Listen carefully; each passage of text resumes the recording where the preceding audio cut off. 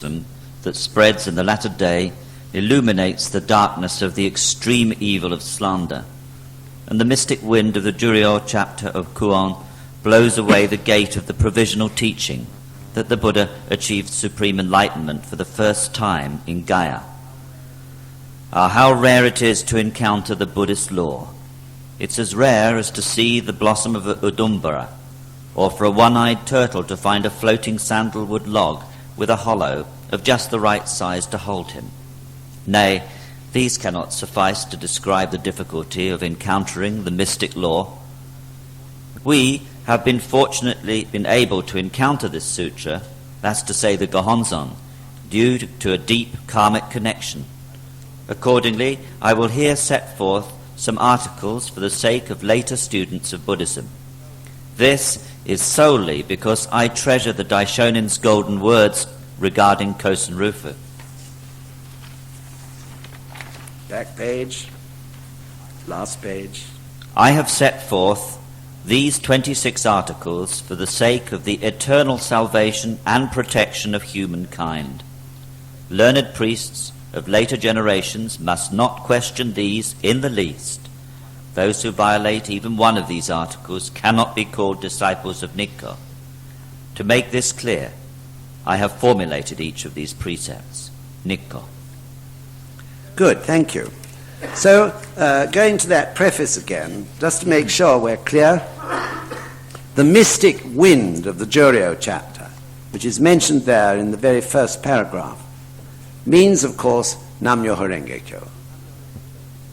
Nam-myoho Renge-kyo of the three great secret laws which blew away, as it were, the provisional teachings prior to the Lotus Sutra. That is the meaning of that. I think that's probably clear. And as you know, those three great secret laws, the Gonzen of the Daigohonzen of the three great secret laws, just to remind you, one was the invocation of Nam-myoho Renge-kyo. The second was the object of worship, the Gohonzen. And the third was the sanctuary, or high sanctuary, where the Daigohonzen is enshrined. So these are at the center of Nichiren Daishonin's Buddhism, and for that reason, at the Gojukai ceremony, those of you who have attended it, you made those promises, you remember, to keep those three secret laws intact in your own life. That is to say, you promised to keep Nam-myoho Renge-kyo as the only invocation and to discard all other invocations. And to keep the Gohonzen as your one and only object of worship, and to discard all previous objects of worship, and to observe the high sanctuary as of the Daigohonzen of the three great secret laws as the head temple at Taisekiji. So these were those promises that you made. Those of you who will go eventually to Gojukai, I presume, you will find having made those promises. So Nikko Shonin then moves on to explain his purpose and spirit in writing the 26 warnings. And in that sense, I think it's good just to ask Bill to read from Sensei's guidance on the significance of this. There to there, Bill. For what purpose did he write down these warning articles? In the preface he states, I will set forth some articles for the sake of later students of Buddhism. This is solely because I treasure the Daishonin's golden words regarding Kosen Rufu. Again, in the concluding passage he writes, I have set forth these 26 articles for the sake of the eternal salvation and protection of humankind. Until the moment of his death, Nikko Shonin's life blazed with the great wish to accomplish Kosen Rufu and lead all people to happiness, to realize the Daishonin's decree. Herein lies the original spirit of the correct school of Nichiren Daishonin's Buddhism. Again, in the concluding passage, Nikko Shonin strictly warns those who violate even one of these articles cannot be called disciples of Nikko. These articles of warning were originally intended for priests. Nonetheless, we in the SGI, awakened to our mission as bodhisattvas of the earth, have strictly put these admonitions into practice. Good, thank you. So, it's very clear, I think,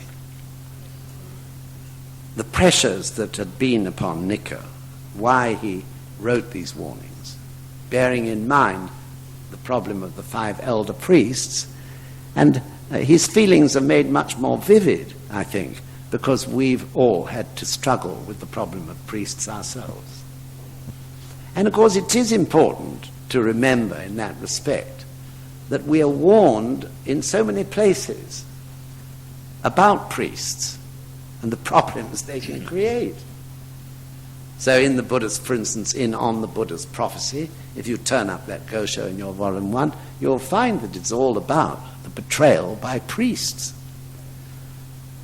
The 3 strong enemies, as they're known, 2 are specifically priests.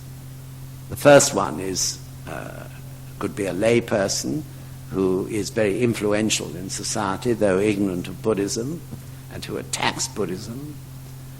The second, however, is specifically priests who, as it's worded, think they have attained what they have not attained. That's how it's stated in the Buddhist dictionary. And the third, and because of that, believe that they are superior to all believers. And the third strong enemy, often through the communication of priests, is that the authorities, the ruling authorities of the land, turn on the religion in some way, stirred up by the priesthood in order to curry favor and so on. So, in a way, one wonders why we're all so surprised. Also, if you look at other religions, the problem, I think almost 10 cases out of 10, certainly 9 cases out of 10 in the history of those religions has been with priests, because the temptations are so great when you think about it. After all, religion, matters of the spirit, are very delicate.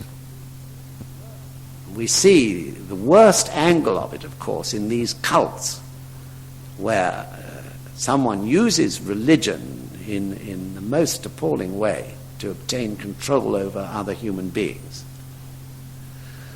And I mean, it's incredible what human beings will do, I suppose, if they're desperate enough for some sort of person to lean on. Therefore, priests have so much power if they decide to use it. I heard a story the other day about a nun, and she gave up. Who told me this? Anyway, it was a non-member, but anyway, this nun, who this lady knew, gave up being a nun because she couldn't, she said, I can't stand being a leaning post or an umbrella for everyone anymore. Because she said, I'm not worth the leaning on, and I can't take it. So this was an honest woman. But it shows how vulnerable, really, human beings are. And it shows, above all things, how important actual proof is. Nichiren Daishonin said, didn't he, that 3 proofs must be satisfied by the true religion. One being documentary or historical proof, the second being literary or literal proof in writing, documents, and the third, or theoretical proof, in other words, and the third is actual proof. And he said the last is the most important of all. This is the only way you can judge whether a teacher is right and what he's teaching is right, through actual proof in our own lives. Isn't it? Okay, enough. Dead on 3:10.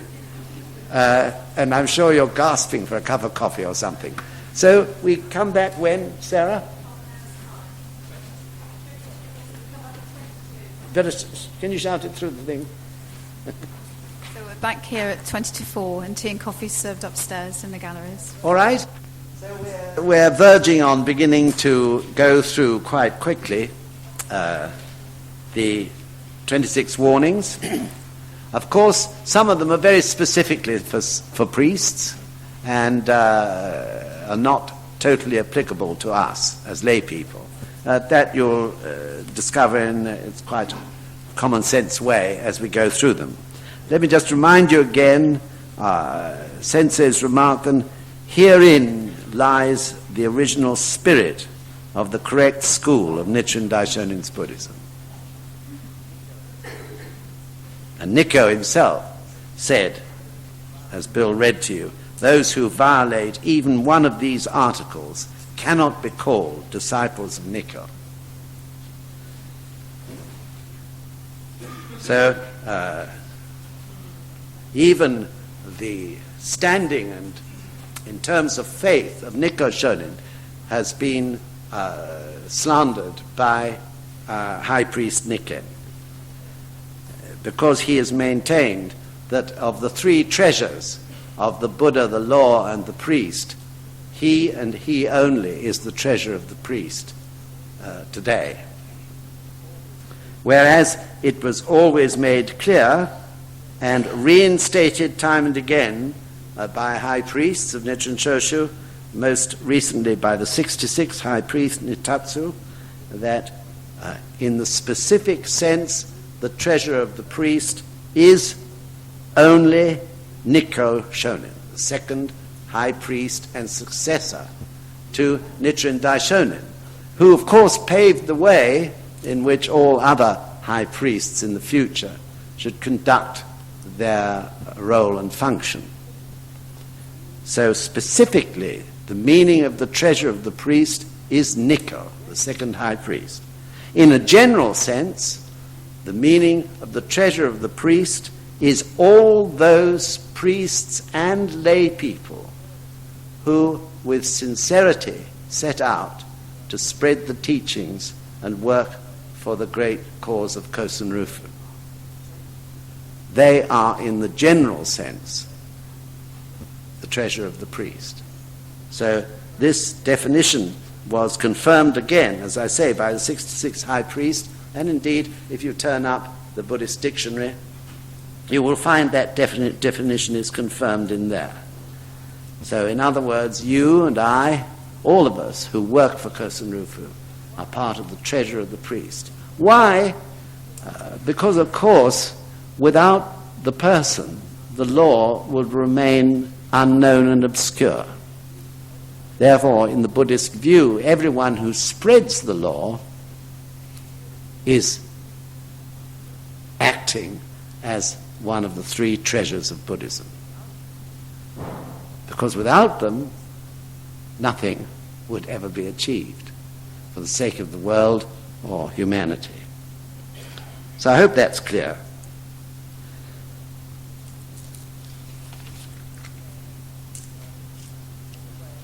So, in a way, studying as we are today, the 26 warnings, I think is a sort of rounding off.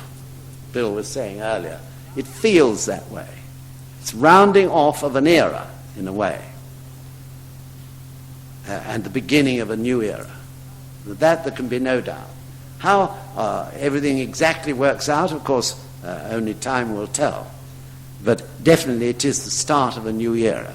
And by reaffirming the 26 warnings or admonitions of Nikko, we are laying or reaffirming the foundations of Nichiren Daishonin's Buddhism for the future. So this is very, very important. And of course, not one of the reasons why I felt it necessary to talk directly to as many people in the UK as I could about this, and I'm sure it was also the reason why Sensei has lectured on it and President Akira and so on, is because of this, because it is the foundations, and because we have to bear in mind that at this particular point in time, there is no one who can guard these 26 warnings and make sure that they're adhered to, except SGI. Nikko has already proved that he has disobeyed all of them. Therefore, there can be no trust that those who are practicing with the priesthood in the Danta organization will ever be taught about them anyway. It's extremely unlikely if the priests can't uphold them.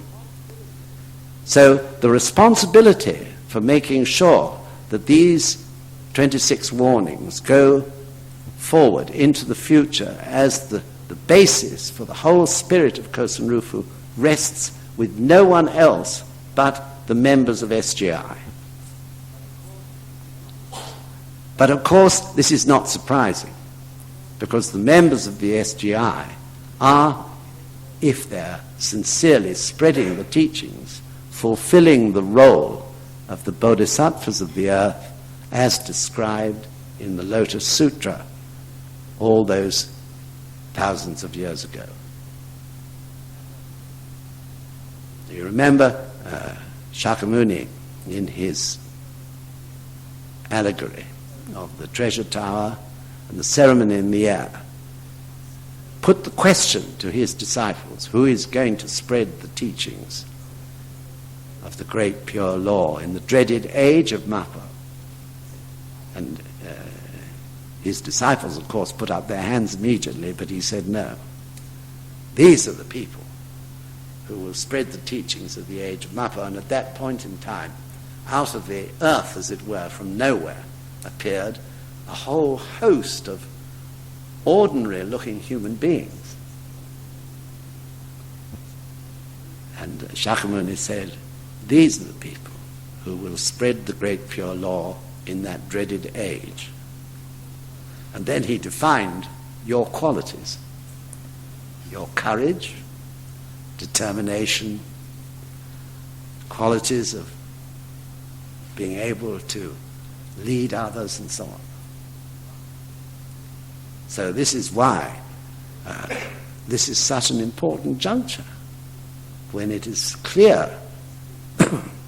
Where else do you see millions of bodhisattvas who are practicing the law and spreading it to others? If you can see that happening in any other organization in SGI, then we better know about it quick. But of course it doesn't exist. So this is an amazing thing. And of course the heritage will pass on from you to others into the future. 10,000 years into eternity, the Lotus Sutra said. So this is our awesome responsibility in a sense. And this is why it's so important to know about these 26 warnings. Because whether or not they go forward to the future depends entirely on us, nobody else. So Mr. Todo wrote a poem after he had lectured on the 26 warnings to the youth division. It just said, you young people, engraving in your hearts the 26 precepts, dedicate your lives to the path of the mystic law. So there we are. We never thought we would have such an extraordinary task to fulfill. And of course we're not alone. All over Europe, all over every continent of the world, there are growing groups of people who are coming to realize that they must be the bodhisattvas of the earth, just like we're realizing it. And that their job, like our job in their particular country, is to spread the teachings and create through that an enormous, positive, valuable influence in the whole world, which will have its effect in every aspect of society. So now let's go on and have a look at them, starting, as you might expect, with Article 1. And we'll get Bill to read one by one, and I'll make a few comments where necessary. Is that okay? Yes. Oh, is it difficult to hear? Thank you. Right. Maybe my voice is fading away. Okay. Article 1. The doctrines of the Fuji school must not differ in the least from the teachings of the late master. So, of course, the Fuji school was the original name or title of what has been known in more recent times as Nichiren Shoshu. Nichiren Shoshu, the orthodox sect of Nichiren Buddhism, actually came into being in 1912. That's not very long ago at all in terms of history. So that was the Fuji school. We don't know what the priesthood is going to be called in the future. They may well have to change their name again, I think, because sadly in Japan, the name Nichiren Shoshu is disgraced in the eyes of all the public, because this whole business has been followed in all the newspapers for the last 2 years by the general public. So I think the important point here is that we have direct access to these teachings. The teachings must not differ in the least from the teachings of the late master. We have direct access to the teachings of the late master because in his wisdom, Mr. Toda, in very early years after World War II, got the cooperation of a retired high priest at that time, the 59th high priest who'd retired. And he offered to help Mr. Toda in editing and producing the Gosho for the first time in a volume which was available to ordinary people everywhere. Never before was that possible. I think it was still on enormous scrolls and that sort of thing at the head temple. So with the help of this high priest, the Gosho Zenshu, as it's known, was produced, this great big volume, which Japanese members carry about with them,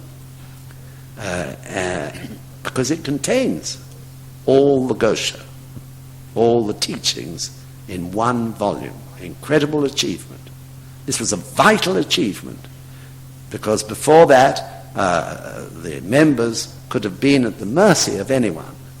But with the teachings and with the practice, every single member, according to the teachings of Nichiren Daishonin, can sum up their Buddhahood and make judgment on anything.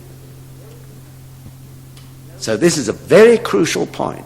No one in Nichiren Daishonin's Buddhism can stand between you and the Gosho or between you and the object of worship.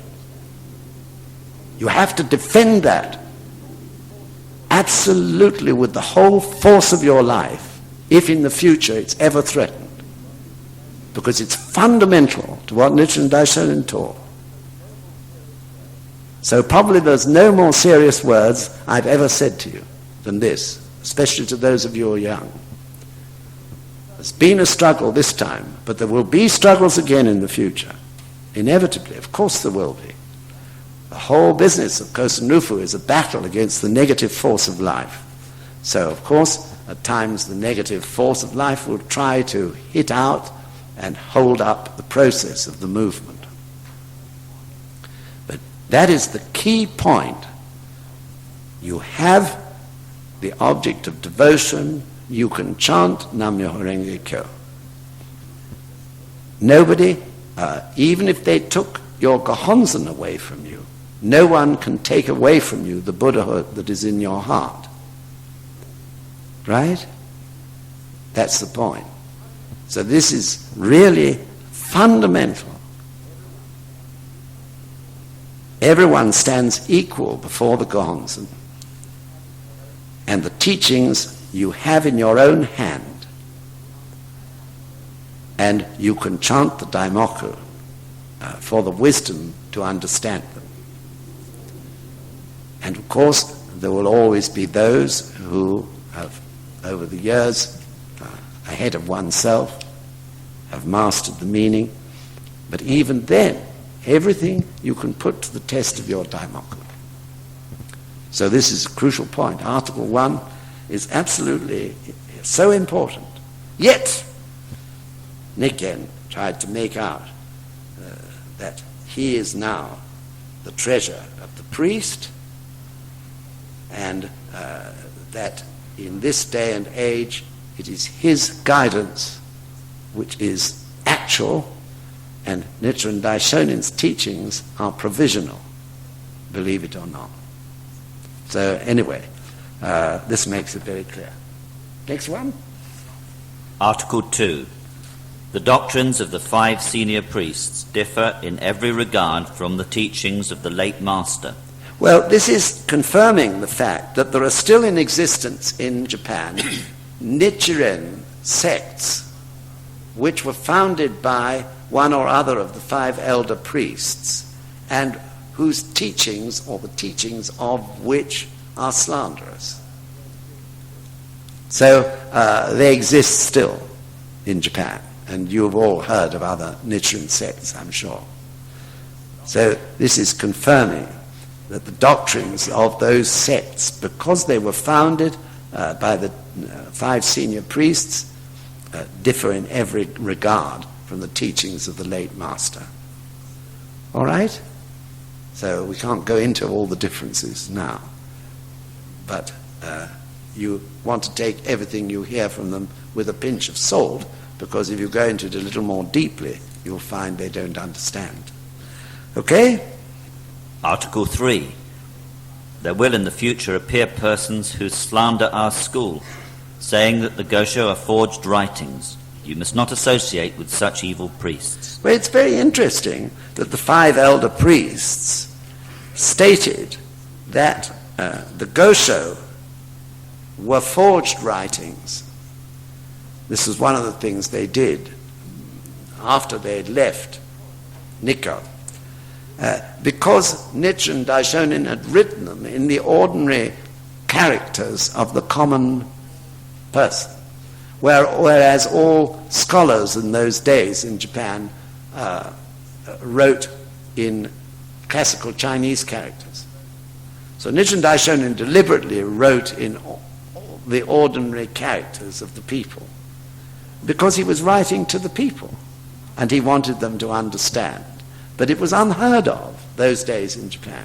It was rather similar, thinking about it, to, for instance, in the Middle Ages, which is after all what we're talking about in Japan. In the Middle Ages, scholars in this country wrote in Latin. They didn't write in the ordinary language of the people. And this made them somehow separate on a pedestal. People of great intellectual brilliance, because they could express themselves in Latin, which the common person couldn't understand. And maybe also they weren't all that keen on the common person being educated, because it made control over them that much more difficult. So anyway, it's interesting that this is what those elder priests said at the time. And of course it was absurd. So the Gosho are at the head temple in their original form, most of them. Some are copies made by Nikko, but the majority are the actual original. And it's extraordinary sight. Sometimes they've been on display. I saw them once on the 700th anniversary, I think it was, of the inscription of the Daigohonzan. And they had this special exhibition of the original Gosho. Enormous scrolls that ran all the way around the room. But the ones that were done on, written by Nichiren Daishonin on Sado Island, were very moving, because they were still dirty, and bits of paper were joined together. There was no long length of paper as in other ones. And also in places, changing scratchings out. Not one bit of paper could be wasted by starting afresh, in other words. So really very moving to see these original, all of course written in the hand of the common people. So the only documents that are written in the classical Chinese characters by Nichiren Daishonin was the Risho Ankoku-ron and one or two of the doctrinal theses, the true object of worship, I think, is, and the person and the law, but anyway, very few. Mostly they were written in the hands of the people so that they could understand. Right. Article 4. Those who produce forged writings and say that they are Gosho, or who practice with the view that the essential and theoretical teachings of the Lotus Sutra are the same, are parasites in the lion's body. So as I've already said, Nikko has declared that his guidance is the Gosho of today, basically. Nichiren Daishonin's Gosho are just provisional now.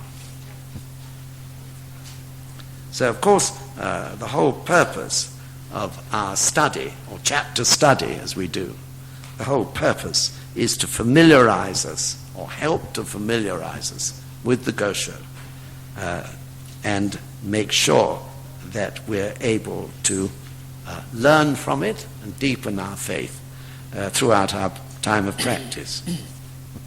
Okay? Article 5. You should refrain from indulging in poetry or non-Buddhist works, or from engaging in idleness and chatter without having the aim of rebuking slander. Right. Well, you can understand that more.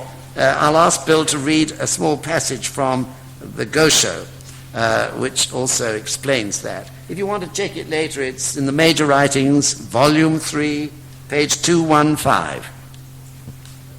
The Daishonin states, though one may have been fortunate enough to be born as a human being, if he fails to study Buddhism and to refute its slanderers, but simply spends his time in idleness and chatter, then he is no better than an animal dressed in priestly robes. So, of course, this is specifically directed at the priest. I think it gives an idea of the sort of person a priest should be.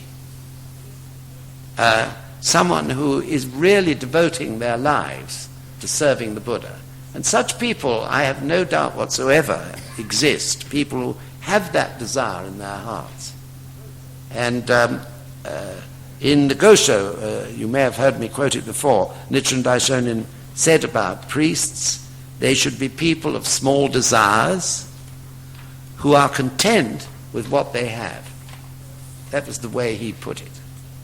So I think this particular article is referring to that. But also, of course, it does refer to all of us as well. In other words, we don't want to waste time. But this happens quite naturally, I think. As you grow in faith, so you desire to be doing things that are valuable. And you discover from time to time that certain things that you are doing are not giving you any happiness. And probably the basic reason may be that it's nothing of great value to you or to anybody else. So this is a natural thing that happens in one's life. So please don't think that you're being asked to behave in an unnatural way. Using time valuably is part of the human revolution, and it'll happen in every one of your lives in a way, whether you like it or not, as long as you keep chanting. Okay? Article 6. Lay believers should be strictly prohibited from visiting heretical temples and shrines. Moreover, priests should not visit slanderous temples or shrines which are inhabited by demons, even if only to have a look around. To do so would be a pitiful violation of the Daishonin's Buddhism. This is not my own personal view. It wholly derives from the sutras of Shakyamuni and the writings of Nichiren Daishonin. I'm sorry, before we get on to that one, reference the previous one, something I forgot to say was that, of course, that particular article, number 5, does also emphasize the value of study for us. We should try hard to go to chapter study, because whatever happens if one goes, there's bound to be something we can learn. Apart from anything else, even though we may have heard the lecture on that Gosho before, we will have done maybe a year or two's human revolution since we heard it the previous time, and therefore we shall get much more out of it on the new occasion. So one should go to chapter study. It's part of one's training in faith. And it's absurd to think that one carries this responsibility of spreading the teachings if we don't know or understand the teachings ourselves. So one should go. What's it there for? Unless one goes. But of course there may be occasions where you have to judge, well, what is the right thing to do for Kosen Rufu? If your mother's ill or something or other, you have to give up the idea of going to chapter study. Or if there's some even important family reunion, say, where if you're not there, your parents will be bitterly disappointed or something. Oh, you have to go to that. So it's what's best for Kosen Rufu. It's not best for Kosen Rufu to make enemies of your parents. Or it's not best for Kosen Rufu to fail your exams. So one has to make that judgment, but generally speaking, we should go to study. There can be no doubt about that. If we think we understand this Buddhism without going to study it, that's just, big-headedness, isn't it? Right, going on to this one. Perhaps you better read it again, Bill. Article 6. Lay believers should be strictly prohibited from visiting heretical temples and shrines. Moreover, priests should not visit slanderous temples or shrines which are inhabited by demons, even if only to have a look around. To do so would be a pitiful violation of the Daishonin's Buddhism. This is not my own personal view. It wholly derives from the sutras of Shakyamuni and the writings of Nichiren Daishonin. Well, this does refer to priests, of course, and priests, generally speaking, always wear their robes or some indication that they are a priest. So it would be a very strange thing for a priest of Nichiren Daishonin's Buddhism to go into a heretical temple or make a habit of doing so. And I sort of understand what they mean by inhabited by demons, because if you go on a sightseeing tour in Japan as an ordinary layperson who practices Nichiren Daishonin's Buddhism, I can assure you that if you go in as a sightseer into these temples of heretical sects, they do give you the heebie-jeebies, actually. To start with, they're usually dirty and very dusty and dark and rather like a sort of museum in a way. There's very little sign, in fact no sign of anything to do with faith being practiced at all, except the members of the public who are entering at the gate, clap their hands 3 times, I think, and then throw a few coins into a container. So there's not much else sign of religion or spiritual exercise at all. This may not apply to some of the Zen temples, but certainly to many of the other main temples. So as I say, anyway, the atmosphere in a lot of them is really not very attractive, to put it in as simple a way as possible. And I had to take round a couple from this country who were guests of Sensei 2 or 3 years ago. And I don't know how many temples we went into in the process of our visit to Kyoto, but I did chant Nam-myoho Renge Kyo strongly inside myself when I entered each temple, and I chanted again when I left strongly, and I really felt I needed to do it. I didn't like the feel of the places at all. And it was interesting that the Sensei's guests, who were non-members, were absolutely overwhelmed when they got to Taisekaji, because they could feel the difference between all these temples we'd been in and out of. Historical places, of course, but compared with the sort of living vivacity, really, in a way, vibrance in Taisekaji, there's just no comparison. And they very much remarked on it. So, anyway, I don't think we want to make a habit of it. And I do recommend that if you're going in as a sightseer, you chant Nam-myoho-renge-kyo on the way in and the way out, just to make sure that you're left with a pure feeling within you. Okay? Article 7. Disciples of ability should be allowed to devote themselves to the study of the Gosho and other doctrines of Buddhism without being pressed to perform miscellaneous services for their teachers. How about that? I've already told you. 8 hours Gosho instruction in 1 year is the normal syllabus for a priest, for a young priest. And in fact, they spend all their time serving their seniors. So even if a priest goes in, which they can do up to the age of 57, they were able to join the head temple. Even at 57 years old, they would still have to spend at least 8 years serving their senior priests and washing and laundering and cleaning for them. Incredible. Now here's the very clear instruction from Nikko. Okay? Article 8. Those of insufficient learning who are bent on obtaining fame and fortune are not qualified to call themselves my followers. Well, that again, I think, is something that is reiterated often by Sensei, that happiness doesn't come through fame and fortune. And for a priest, of course, I've already mentioned Nichiren Daishonin's words of being a person of small desires who is content with what he has. So it doesn't go. The two things don't go together. As a lay person, of course, that's entirely different. But still, as a disciple or follower of Nichiren Daishonin, foremost in our minds and actions should be Kosen Rufu.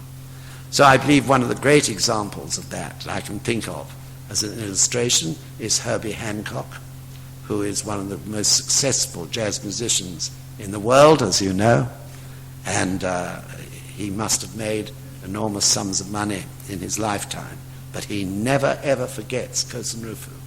And wherever he goes to perform, he does shakubuku. He introduces people to the practice. And he and those members, those who are members in his band, always never unfailingly do daimoku and chant as much daimoku as they have spare time to do during their tours. So he, of course, is materially very prosperous, but his life is always for Kosen Rufu. And if you ever have a chance of meeting him, you'll discover that. Good. Article 9. Until they are well versed in the difference between the provisional and true teachings, followers of later generations should visit this temple, setting aside the debt of gratitude they owe to their parents and teachers, and undertake various studies in order